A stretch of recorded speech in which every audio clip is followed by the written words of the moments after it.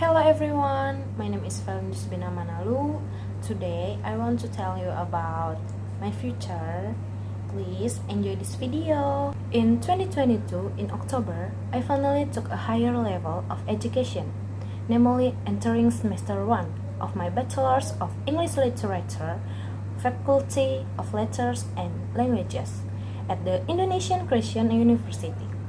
I hope that I can carry out this study well and smoothly and can complete it in the right time that I wanted for a long time. My plan is that after graduating from bachelor's degree, I want to continue working and focus on my profession as a secretary or staff at the company, because for me, secretary is a profession that is very suitable for women. Secretary is someone who can help leaden the work of others. Being a secretary for me is not easy.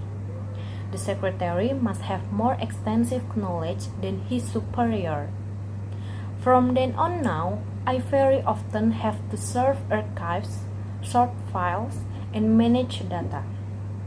For women, this profession is very suitable.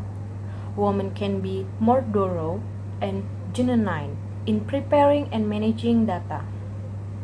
And finish the simple story from me, so my dream plan for the future to come. Hopefully my dream can come true successfully. Thank you.